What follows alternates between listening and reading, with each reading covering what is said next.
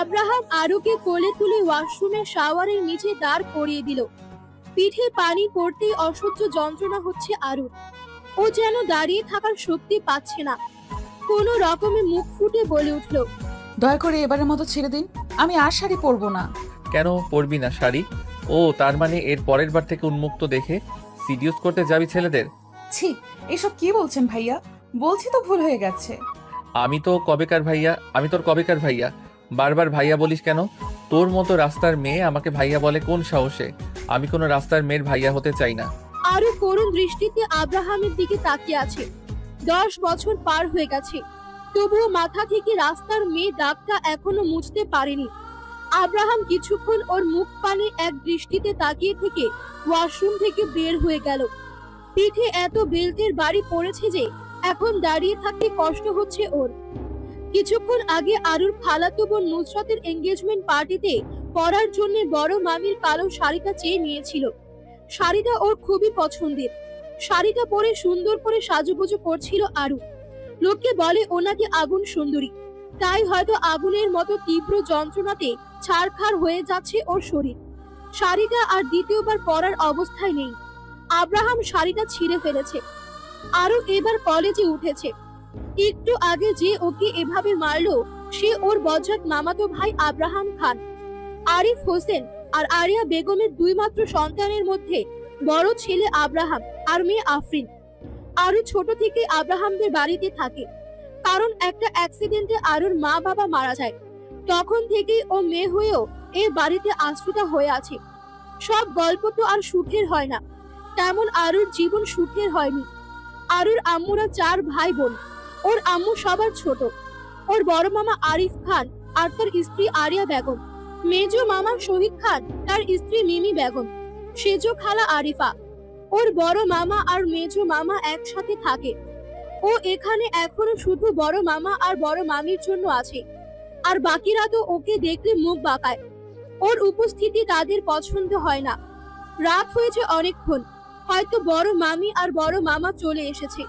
ও নিচে যাব করেও শক্তিতে কুলোতে না পেরে বিছানায় গা মেলে দিল। যখন থেকে আরু ভালোবাসার মানে বুঝেছে তখন থেকে ও একজনকেই ভালোবেসেছে। হঠাৎ কারো ডাকে ওর ঘুম ভেঙে যায়। চোখ বন্ধ করে আছে আরু, চাইলেও চোখ খুলতে পারছে না। তাও কোনো রকমে উঠে বসে চোখ হালকা করে খুলে দেখে বড় মামি এসেছে। কি হয়েছে রে মা তোর? সেই কখন থেকে ডাকছি তোকে। ও মামি তুমি? সরি গো, আমার না আজ উঠতে দেরি হয়ে গেছে। সমস্যা নেই, ও একদিন দেরি হতেই পারে। আসলে আরুর কথাটা শেষ করার আগেই নিচে চিৎকার চেঁচামেচিতে ওর বড় মামি নিচে চলে গেল। আরু কোনো রকম ফ্রেশ হয়ে বাথটাবটা চেঞ্জ করে একটা 3 পিস পরে নিচের দিকে দৌড় দিল। নিচে গিয়ে দাঁড়াতেই মেজো মামি ওর গালে একটা চড় মেরে ধাক্কা মেরে নিচে ফেলে দিলেন। চিৎকার করে বলে উঠলেন, তোর সাহস কি করে হয় কাল পার্টিতে আসার? তোর এই চেহারা নিয়ে খুব দেমাক না? এসব কি হচ্ছে মেজো? আমার ভাইয়ের ছেলের সাথে তোর কি? হ্যাঁ, ও আমার ভাইয়ের ছেলেকে আলাবোলা ভেবে রূপে জালে ফাঁসাতে চাইছিল। কথাটা বলি আরুর পেটে এক লাথি মারতে যান মামি। তখন বড় মামি মেজো মামিকে ধাক্কা দিয়ে সরিয়ে মেঝে থেকে ওকে তুলে বুকে জড়িয়ে নেয়। আরু তো হতবাক, কি করবে বুঝতে পারছে না। মেজো মামির কথা শুনে লজ্জায় ওর মরে যেতে ইচ্ছে করছে। ওর চোখ দিয়ে টপাটপ করে পানি গড়িয়ে পড়ছে। একটু আগের ঘটনা, সকলে ড্রয়িং রুমে বসে আড্ডা দিচ্ছে। হঠাৎ মেজো মামির ফোনে একটা কল আসে। সেটা রিসিভ করার পর মামি জোরে জোরে চিৎকার করে আরুকে ডাকতে থাকে। আর ও নিচে আসা মাত্রই এই কাহিনী শুরু হয়। আরু চোখ তুলে সামনে তাকিয়ে দেখে সেখানে সকলেই উপস্থিত, শুধু বড় মামা আর আব্রাহাম বাদে। সকলেই ওর মার খাওয়া আর বেজ্জতি দেখে মজা নিচ্ছে। তোমার এত বড় সাহস আমাকে ধাক্কা মারো? তোমার সাহস কি করে হয়? তুমি ওকে এভাবে আঘাত করো? ভাবি, তুমি কি রাস্তার মেয়ের জন্য আমার সাথে এভাবে কথা বলছো? তুমি যেমন আচরণ করছো তাতে এর থেকে ভালো ব্যবহার আমার থেকে আশা করো না।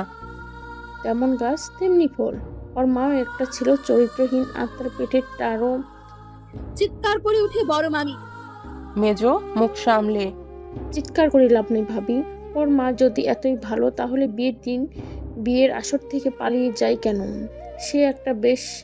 কথাটা শেষ করার আগেই কারো হুঙ্কারে সবাই চমকে ওঠে। সামনে তাকিয়ে দেখে আব্রাহাম দাঁড়িয়ে আছে। স্টপ। কিছুক্ষণ আগে সেখানে এত চিৎকার চেঁচামেচি হচ্ছিল, এখন সেখানে নীরবতা বিরাজ করছে। নীরবতা ভেঙে আব্রাহাম বলে ওঠে, একটু আগে কি যেন বলছিলেন চাচি? আবার বলুন তো, আসলে কথাটা আমি ভালো করে শুনতে পাইনি। আমি বললাম গাছ যেমনি তার ফলও তেমনি। আর ওর মা ছিল একটা চরিত্রহীন, তার মেয়ে আবার না কত ভালো হবে ও। চাচি, মিমি, ভালো হবে না বলে দিচ্ছি। কি ভালো হবে না? হ্যাঁ, আমি কি কিছু ভুল বলেছি নাকি? সিমি যদি এতই ভালো তাহলে বিয়ের আগের দিন পালিয়ে গেল কেন বাপ ভাইয়ের মুখে চুলকানি মাখিয়ে? চাচি আপনি কার সম্পর্কে কি বলছেন ভেবে বলছেন? আমি ঠিকই বলছি, তোমার ফুপি আর তার মেয়ে এত ভালো, তাহলে ওর মা কেন আমার ভাইকে বিয়ে করলো না? কেন পালিয়ে গেল বলো? আমার বাবার বাড়ির লোকজনকে সেই দিন কতটা অসম্মানিত হতে হয়েছিল। তো কি করতো আপনার লম্পট চরিত্রহীন ভাইকে বিয়ে করতো? আব্রাম, মুখ সামলে কথা বলো। কেন, গায়ে ফসকে পড়ে নাকি সত্যি কথা শুনে চাচি? আমার ভাইয়ের সম্পর্কে কথা বলার সাহস কোথায় পাও? আপনার সাহস কি করে হয় আমার ফুপির সম্পর্কে কথা বলার? আব্রাহামের বজ্র কণ্ঠ শুনে সবাই কেঁপে ওঠে। আব্রাহাম বদ মেজাজি ছেলে, সে এখন শান্ত হয়ে কথা বলছে, তার মানে সে ভয়ঙ্কর রেগে গেছে। সে রেগে গেলে কেমন যেন শান্ত হয়ে যায়, তেমন ঝড় উঠার আগে সব শান্ত তেমন। আব্রাহাম হলো ঠান্ডা মাথায় বাস দেওয়ার লোক। আব্রাম, তুমি আমার সাথেও ভাবে এভাবে কথা বলতে পারো না। আমি কি পারি আর না পারি সবাই জানে তা। তোমার ফুফি নটি মেয়েকে সাবধান করে দাও, ও যেন আমার ভাইয়ের ছেলে আশেপাশেও না যায়। আর আমি যদি জানতে পারি আমার ভাইয়ের ছেলের সাথে কথা বলার চেষ্টা করেছে, তাহলে ওর কি হাল করব দেখে নিও। তাহলে আপনি আপনার ভাতিজা রাফিকে সাবধান করুন, আরুর সাথে যেন না মিশতে আসে। আব্রাহাম ভাই এবার আরুর সামনে আসে, আরুর গালে একটা চড় মেরে বলল, তোকে না বারণ করেছিলাম পার্টিতে যেতে, তাও কেন গেলি? জবাব দে। পুরুষালী হাতের চড় খেয়ে ঠোঁট ফেটে রক্ত পড়ছে আরুর। কাল রাতেও মার খেয়েছে, সাথে সকালের মার, মেজো মামির কথা, সব একসাথে নিতে না পেরে ওখানে মাথা ঘুরে পড়ে যায় আরু। চোখে আলো লাগা চোখ মুখ কুচকে চোখ মিটমিট করে খুলে দেখে আরু নিজের ঘরে। দেয়াল ঘড়ির দিকে তাকিয়ে দেখে বিকেল 3:30 বাজে। আস্তে আস্তে সকালের সব ঘটনা মনে পড়ে ওর। বুকের ভেতর ব্যথা করছে ওর, নিঃশ্বাস বন্ধ হয়ে আসছে, চোখে অন্ধকার দেখছে। চোখ বুঝে মাথাটা বালিশে এলিয়ে দিল, মনে মনে আল্লাহকে স্মরণ করছে। যার কেউ নেই তার আল্লাহ আছে, আল্লাহ ছাড়া ওর মতো এতিমদের কেউ ভালোবাসে না। 2 দিন আগে যখন খালামণি এ বাড়িতে আসে এঙ্গেজমেন্টের জন্য দাওয়াত দিতে, তখন ওকে দেখে খালামণি যেতে বলে পার্টিতে। খালামণি সবার থেকে আলাদা, সে আরুকে ভালোবেসে আপন করে নেয় না, আবার দূরে সরিয়েও দেয় না। ও মাঝে মাঝে খেয়াল করে খালামণি ওর দিকে এক দৃষ্টিতে তাকিয়ে থাকে। সবাই যখন শপিং এ যাওয়ার সময় ওকে ডাকে বড় মামি, তখন আব্রাহাম ভাইয়া ওকে বলে, তুই কোথাও যাচ্ছিস না, সোজা নিজের রুমে গিয়ে পড়তে বস। এমন করেন কেন আব্রাহাম ভাইয়া? এই তোর সাহস তো কম না, আমার মুখের উপর কথা বলিস। আব্রাহামও আসুক না আমার সাথে। না মা, ও কোথাও যাচ্ছে না, ওর সামনে এইচএসসি, আর এখন ওর কোথাও যাওয়া হবে না।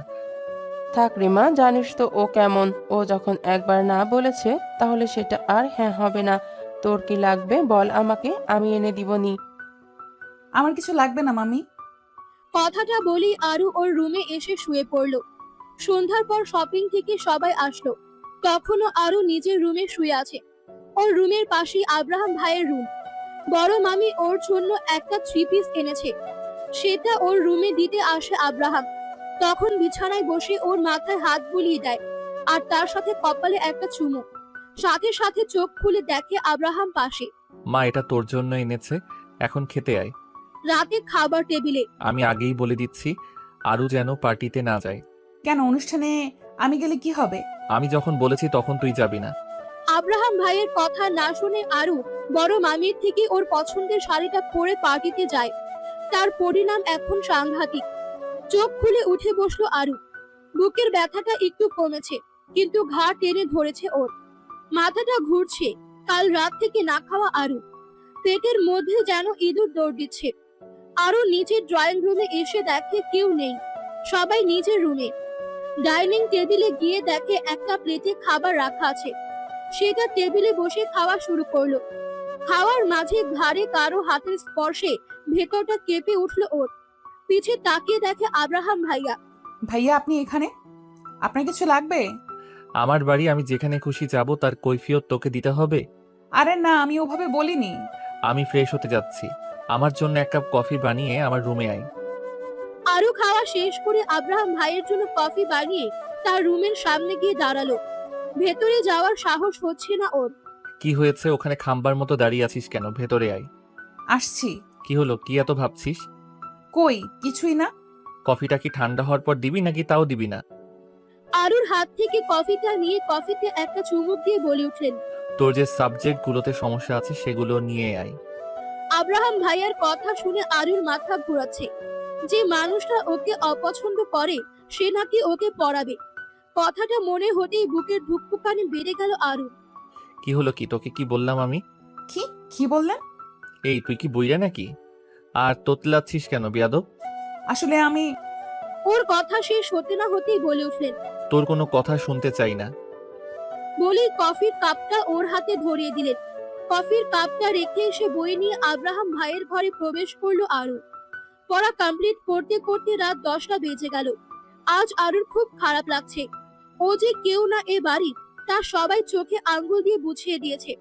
চেয়ার থেকে উঠে দাঁড়িয়ে জানালার কাছে গিয়ে দাঁড়ালো। বাইরে বৃষ্টি হচ্ছে। আকাশের মন খারাপ, তাই তার কষ্টগুলো পানির রূপে প্রকাশ করছে। কিন্তু ওর মনের কষ্টগুলো কিভাবে দূর করবে? জানালা দিয়ে বাইরে হাত বের করে একটা গান গাইতে শুরু করলো আরু। কারণ বাসায় কেউ নেই, সবাই নুসরাত আপুর বাসায় গেছে। তোর সাহস তো কম নয়, পড়াশোনা বাদ দিয়ে এখন গান বলছিস? হঠাৎ কারো কথা শুনে চমকে উঠলো আরু। বাসায় তো কেউ নেই, তাহলে কে কথা বলছে? পেছনে তাকিয়ে দেখে আব্রাহাম ভাইয়া ওর দিকে রাগী দৃষ্টিতে তাকিয়ে আছে। ভাইয়ার তাকানো দেখে ওর জানের পানি শুকিয়ে যাচ্ছে। আব্রাহাম ভাইয়া ওর কাছে এসে বলে উঠলেন। তোর পরীক্ষা কবে থেকে? 2 দিন পর থেকে। তা পরীক্ষার আগে মানুষ কি করে? পরীক্ষার আগে মানুষ পড়াশোনা করে। বুঝলাম, মানুষ পরীক্ষার আগে পড়ে, আর তুই কি করছিলি? আমি তো কি হলো? আমি তো বলেই আটকে গেলি কেন? কথাটা শেষ কর।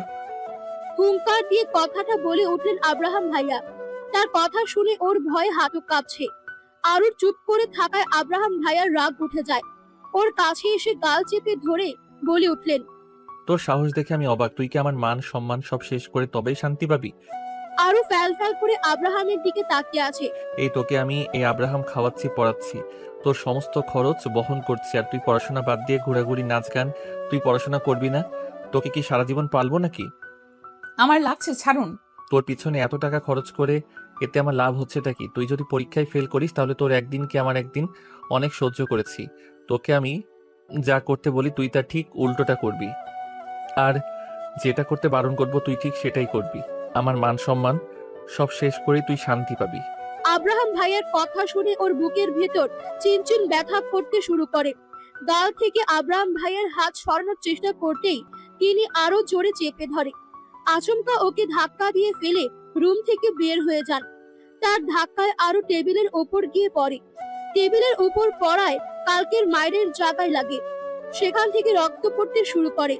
কালকের আব্রাহাম ভাইয়ের মায়ের ব্যথা, আব্রাহাম ভাইয়ের কথা শুনে ওর বুকের যন্ত্রণা, আর এখন টেবিলের কোনায় লাগায় গলা কাটা মুরগির মতো ছটফট করতে করতে আরু মেঝেতে উপর হয়ে শুয়ে পড়ল। বুকের ব্যথায় ওর নিঃশ্বাস দম বন্ধ হয়ে আসছে। রাত 2:30 বাজে। কোনো রকম উঠে বসলো আরু। ব্যথায় টনটন করে উঠল পিঠ। কখন যে মেঝেতে ঘুমিয়ে পড়েছিল খেয়াল নেই। ধীরে ধীরে ওয়াশরুমে গিয়ে আয়নার দিকে তাকিয়ে দেখে চোখ মুখ লাল হয়ে গেছে। আব্রাহাম ভাইয়ের আঙ্গুলের ছাপ ওর গালে বসে গেছে। মুখে পানি দিয়ে আয়নার দিকে তাকিয়ে বলল। কি আছে চেহারার মাঝে যে কেউ আমাকে ভালোবাসে না? আচ্ছা, আমি এতিম বলে যে কেউ আমার উপর জোর খাটাতে পারে? আমার অপরাধ কি এতিম? আমার কেউ নেই, তাই যে যেমন ইচ্ছা ব্যবহার করছে? সকাল সকাল আরুর গায়ে পানি পড়ার চমকে উঠে আরু। সেই সাথে ওর বুকের ভেতর যন্ত্রণা শুরু হয়ে গেল। কয়েকদিন যাবৎ বুকের ব্যথাটা একটু বেশিই হচ্ছে। সামনে তাকিয়ে দেখে আব্রাহাম ভাইয়া। রে, তোর সাহস দেখে আমি অবাক। তুই জানিস আমি প্রতিদিন সকালে তোর হাতের তৈরি কফি খাই, আর তুই কফি না বানিয়ে ঘুমাচ্ছিস। সরি, আমার ভুল হয়ে গেছে। আমি এক্ষুনি কফি বানিয়ে আনছি, আপনি একটু অপেক্ষা করুন। আব্রাহাম ভাইয়ের জন্য কফি বানিয়ে তার রুমে গেল আরু। হঠাৎ তিনি বললেন, তোর মধ্যে কি কোনো ম্যানার্স নেই? কারো রুমে ঢুকতে হলে তার পারমিশন নিতে হয়, জানিস না? সরি, আমার ভুল হয়ে গেছে, আসলে তাড়াহুড়া। ওয়াশরুমে আমার জামা কাপড় ভিজিয়ে রাখা আছে, ধুয়ে ছাদে শুকাতে দিয়ে আয়। তার কথা মতো তার ওয়াশরুমে গিয়ে তার জামা কাপড় সব ধুয়ে ছাদে শুকোতে দিয়ে আসলো আরু। মাথাটা প্রচন্ড ব্যথা করছে, মায়ের কথা মনে পড়ছে। ছোটবেলায় মা যেমন মাথায় হাত বুলিয়ে দিত ঘুম পাড়ানির গান গেয়ে। ইস, আমার যদি মা বেঁচে থাকতো তাহলে নিশ্চয়ই আমার এই অবস্থায় আমার পাশে বসে আমার মাথায় হাত বুলিয়ে দিত। এগুলো ভাবতে ভাবতে ঘুমিয়ে পড়ে আরু। বড় মামির ডাকে ওর ঘুম ভেঙে যায়। ও চোখ বন্ধ করে আছে, মাথা ব্যথা এখনো করছে, পুরো শরীর ব্যথা আরু। গলা শুকিয়ে কাঠ হয়ে গেছে, তীব্র জ্বরে শরীর পুড়ে যাচ্ছে ওর। বড় মামি ওর মাথায় হাত দিতে চমকে ওঠেন। আরু বড় মামিকে বলল, বড় মামি, আমাকে একটু পানি খাওয়াবে? আমার গলাটা না শুকিয়ে কাঠ হয়ে গেছে। বড় মামি এ কথা শুনে ওকে তুলে বসাতে ওর পিঠে হাত দেন। আহ! বড় মামি অবাক হয়ে যায়। তিনি বললেন, কি হয়েছে রে মা? তোর পিঠে আমি হাত দিতেই তুই আহ করে উঠলি। কিছু না মামি, বাদ দাও, তুমি আমাকে পানি খাওয়াও। কিছু না মানে কি হয়েছে বল? বললাম তো কিছু হয়নি। বড় মামি ওকে পানি খাইয়ে রুম থেকে বের হয়ে যান। আরু বিছানায় শুয়ে আছে, পিঠ ব্যথায় টনটন করছে। আরু কান্না আটকানোর চেষ্টা করছে, কিন্তু কিছুতেই পারছে না কান্না থামাতে। আজ মায়ের কথা খুব মনে পড়ছে আরু। বড় মামি ওর জন্য ঝাল ঝাল নুডলস রান্না করে এনে আরুর মাথায় হাত বুলিয়ে দিতে দিতে বললেন, ওর তো মা, দেখ তোর জন্য ঝাল ঝাল নুডলস রান্না করে এনেছি, এটা খেয়ে দেখ, তোর ভালো লাগবে। আজ আরু বড় মামিকে বলে উঠল, জানো মামি, তোমার শরীর থেকে আমি মামা গন্ধ পাই। আজ তুমি প্লিজ রাতে আমার সাথে থেকো। আজ না আমার মা বাবা কথা খুব মনে পড়ছে। রাতে বড় মামি আরুর সাথে ছিল। মায়ের মতো যত্ন করে এক রাতে আরুর জ্বর কমিয়ে ফেলেছেন। সকালবেলা ঘুম থেকে উঠে ফ্রেশ হয়ে আব্রাহাম ভাইয়ের জন্য কফি বানিয়ে তার রুমের দরজায় নক করলো আরু। আসবো ভাইয়া? আব্রাহাম ভেতর থেকে বলে উঠলেন। আয় ভিতরে। রুমের ভেতর ঢুকে আরু দেখলো তিনি আয়নার সামনে দাঁড়িয়ে রেডি হচ্ছেন। আরু তার দিকে এক দৃষ্টিতে তাকিয়ে আছে। মানুষটা যাই পারে তাতে তাতেই সুন্দর লাগে। আমাকে দেখা বাদ দিয়ে আমার কফিটা দে। নিন আপনার কফি। কফি দিয়ে তার রুম থেকে বের হয়ে গেল। আজ আরুর পরীক্ষা। এখন বাজে 8টা। আব্রাহাম ভাইয়া ভার্সিটির জন্য রেডি হয়ে বের হয়ে যান। আরু ওপর থেকে তার চলে যাওয়া দেখছে, মনে মনে বলে, ইস, মানুষটা কত সুন্দর। ড্রেস পরে নিচে নেমে আসতে বড় মামি ওর কপালে হাত দিয়ে দেখলেন জ্বর আছে কি নাই। বড় মামির থেকে রিক্সা ভাড়া টাকা নিয়ে কলেজে যাওয়ার জন্য বের হয়ে গেল আরু। বাড়ি থেকে বের হয়ে হাঁটতে লাগলো। রিক্সা ভাড়ার টাকা খরচ না করে হেঁটে হেঁটে যায়। আব্রাহাম ভাইয়ের বাড়ি থেকে 10 মিনিট হাঁটলেই ওর বেস্ট ফ্রেন্ড আহির বাড়ি। আহির বাড়ির সামনে যেতেই দেখছে আহি রিক্সা নিয়ে ওর জন্য ওয়েট করছে। আরু যেতেই এক হাত বাড়িয়ে দেয় ওর দিকে। আহির হাত ধরে রিক্সায় উঠে বসে ও।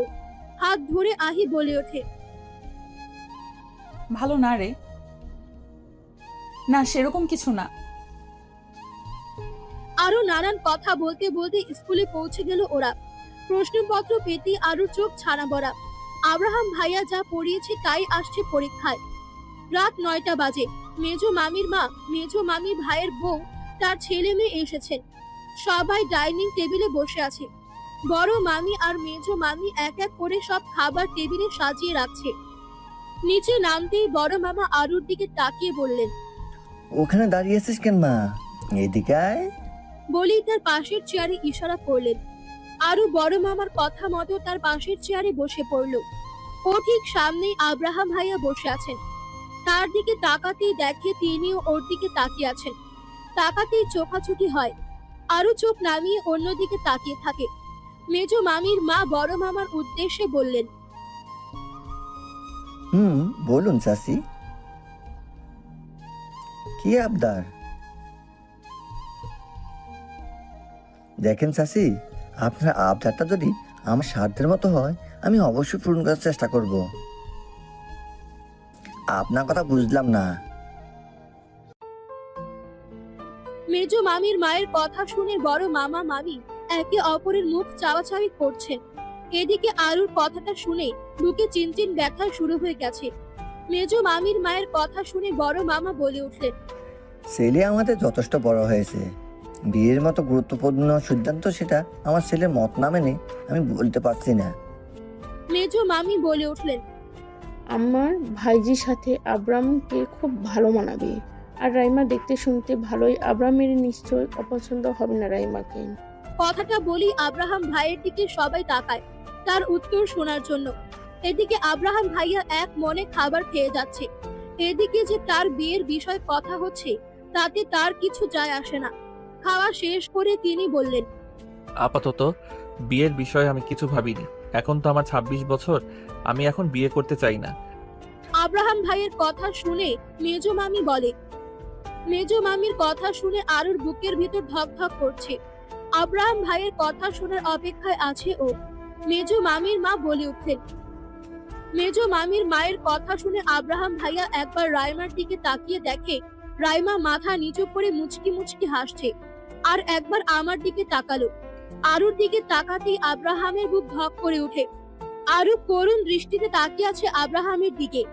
আব্রাহাম সবার দিকে একবার তাকিয়ে বলে ওঠে, আমার পছন্দের মানুষ আছে, তাকে ছাড়া আমি আর কাউকে বিয়ে করব না। বলেই তিনি চেয়ার থেকে উঠে দাঁড়িয়ে আরুর দিকে তাকিয়ে বললেন, তোর খাওয়া শেষ করে আমার জন্য কফি বানিয়ে আন। বলেই চলে গেল। আব্রাহাম ভাইয়ার চলে যাওয়ার পর মেজো মামির মা বলে উঠলেন। বড় মামি বললেন, দেখেন, বিয়েটা আমরা করব না, তাই আমাদের পছন্দ দিয়ে লাভ নেই। আব্রাহাম বিয়ে করবে কাকে সেটা তার একান্ত ব্যক্তিগত ব্যাপার। আর যেখানে আব্রাম মেয়ে পছন্দ করে গেছে সেখানে সে ওই মেয়েকে ছাড়া আর কাউকে বিয়ে করবে না। আমার ছেলে যাকেই বিয়ে করুক তাকে আমরা সাদরে গ্রহণ করব। বলেই তিনি চলে গেলেন। এদিকে আরু সেই একটা জায়গায় আটকে আছে। আমার পছন্দের মানুষ আছে কথাটা কানে বারবার বাজছে, বুকের ভেতর জ্বলে যাচ্ছে। নিঃশ্বাস নিতে কষ্ট হচ্ছে, এমন মনে হচ্ছে নিঃশ্বাস আটকে মারা যাবে ও। কোনো রকমে উঠে রান্নাঘরে গিয়ে বেসিনে গিয়ে মুখে পানি দিচ্ছে। আব্রাহাম ভাইয়ের জন্য কফি বানিয়ে তার রুমে গিয়ে নক করে। ভেতর থেকে কোনো আওয়াজ আসছে না, তাই ভেতরে ঢুকে টেবিলের উপর কফির মগ রেখে ওর রুমে এসে দরজা লাগিয়ে বিছানায় শুয়ে পড়ে। এদিকে আব্রাহামের সাথে রাইমার বিয়ে কিভাবে দেওয়া যায় তার পরিকল্পনা চলছে। সেদিনের রাতের পর আজ 1 মাস আরু আর আব্রাহাম ভাইয়ের সামনে যায়নি। তার জন্য প্রতিদিন সকালে কফি বানিয়ে তা বড় মামির হাত দিয়ে পাঠায়। কাল আরু টেস্ট পরীক্ষা শেষ হয়ে গেছে। পরীক্ষার টেনশনে আরু এই কয়দিন ঘুম হয়নি, তাই কাল সারা রাত বসে গল্প লিখেছে ও। অনেক দিন হলো আরু নিজের আইডিতে যায়নি আর গল্প পোস্ট করেনি। আরু ক্লাস 9 থেকে ফেসবুকে গল্প পোস্ট করে ছদ্মনাম ব্যবহার করে। ও যে গল্প লিখে সেটা কেউ বুঝতে পারে না, আর কেউ যেন চিনতে না পারে, অবশ্যই আহি জানে। তাই কাল সারা রাত ধরে গল্প লিখে আজ বেলা 11টায় ঘুম থেকে উঠে গল্পের একটা পর্ব ফেসবুক পেজে পোস্ট করে। শাওয়ার নিয়ে রুম থেকে বের হতেই আব্রাহাম ভাইয়ের সাথে ধাক্কা খেয়ে নিচে পড়ে যায়। চোখে দেখতে পাস না নাকি? অন্ধ তুই? আমি অন্ধ হতে যাব কেন? তাহলে আমার সাথে ধাক্কা খেলি কেন? নিচে পড়ে যাওয়ায় হাতে ব্যথা পেয়েছে আরু। উঠে দাঁড়িয়ে আব্রাহাম ভাইয়ের দিকে তাকিয়ে বলল, আমি না হয় খেয়াল করিনি, তাই বলে আপনি একটু খেয়াল করে হাঁটবেন না নাকি? এই কথা শুনে আব্রাহাম ভাইয়া বলে উঠলেন, এই তোর সাহস তো কম না? তুই আমার বাড়িতে থেকে আমার সাথে উঁচু গলায় কথা বলছিস? আরু তার কথার কোনো উত্তর না দিয়ে সেখান থেকে চলে এলো। ওর যাওয়ার দিকে অবাক চোখে তাকিয়ে থাকে আব্রাহাম। তিনি ভাবতেই পারেননি আরু তাকে ইগনোর করে চলে যাবে। আব্রাহাম তাড়াতাড়ি করে রুমে ঢুকে তার ভালোবাসার মানুষটির লেখা পড়ছেন মনোযোগ সহকারে। টেবিলে বসে নাস্তা করছে আরু। এমন সময় পেছন থেকে কে যেন ওর চোখ ধরে রাখে। আহি ছাড়, তোর স্পর্শ আমি ভালো করে অনুভব করতে পারি। তুই আজ আসবি কই? আগে তো বলিসনি। আহির কথা শুনে বড় মামি রান্নাঘর থেকে বেরিয়ে এসে বলে, কি হয়েছে রে? আর কে কার নামে মামলা করবে? আহি বলে ওঠে, আমি ওকে না বলে আসছি, তাই সে আমাকে অপমান করেছে, তাই আমি আরুর নামে মামলা করব। আহির কথা শুনে বড় মামি আর আরু হাসতে শুরু করে। ওদের হাসি দেখে আহিও হাসতে শুরু করে। হাসি থামিয়ে বড় মামি বলে উঠলেন, আজ কিন্তু এখানে দুপুরে থাকতে হবে, না করলে শুনবো না। আচ্ছা, থাকবো নি। খাবার খাওয়ার পর আরু আর আহি রুমে চলে আসে। দরজা বন্ধ করে আহি আরো গল্প করতে শুরু করে। তখন আহি বলে ওঠে, দোস্ত, তুই আজ ফাটিয়ে দিয়েছিস। তোর আজকের গল্পটা অনেক সুন্দর হয়েছে। শুধু আজকের গল্পটা ভালো হয়েছে, অন্য গল্পগুলো মনে হয় ভালো হয় না? আরে, আমি ওভাবে বলিনি। আরও তোর লেখা সব গল্পগুলোই সুন্দর। ও হ্যাঁ, যে কাজের জন্য আসছিলাম, সামনেই বইমেলা, তাই ভাবছি তোর এই নতুন গল্পটা বই বের করব। কিন্তু টাকা? আরে, এত টেনশন করছিস কেন গাধা? আমার এক কাজিন বই ছাপে, আমি তার সাথে কথা বলে রেখেছি। সে বই ছাপিয়ে দিবে, আর বইমেলাতে বইগুলো বিক্রি করে যত টাকা পাবো আমরা সেই টাকার 35% ভাইয়া নিবে, আর বাকি 65% টাকা তোর। কি বলিস কি? এটা কি সত্যি? রে পাগল, সত্যি। আহি আর আরু বসে আছে আহির কাজিন আসিফ চৌধুরীর সামনে। তিনি অবাক হয়ে আরুকে দেখছেন। তিনি বিশ্বাস করতে পারছেন না সে ফেসবুকের বিখ্যাত লেখিকা তার সামনে। অনেকক্ষণ বসে থাকতে থাকতে আহি বিরক্ত হয়ে যায়।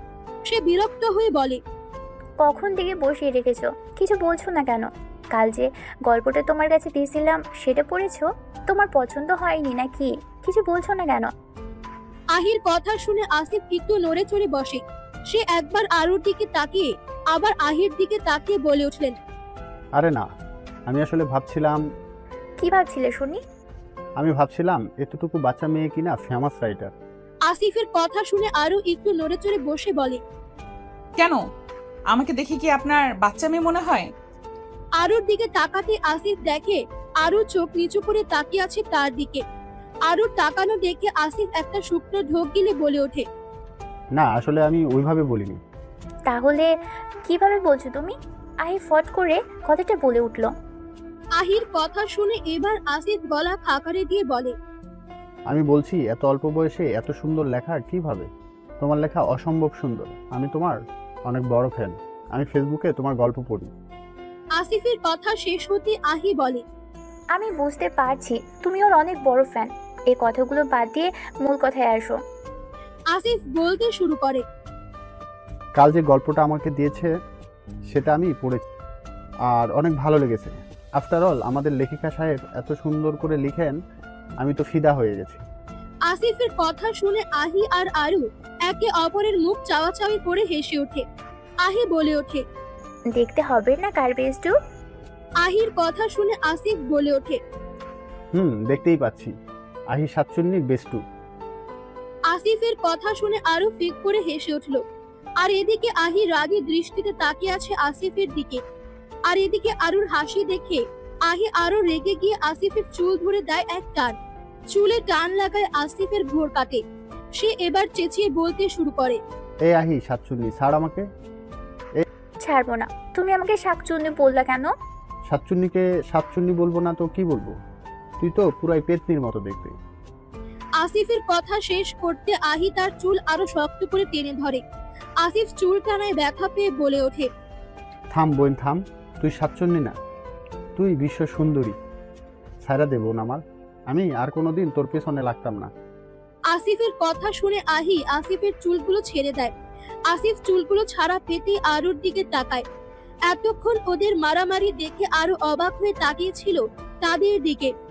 আরুর সামনে ছোট বোনের মার খেয়ে অনেক লজ্জা পায়।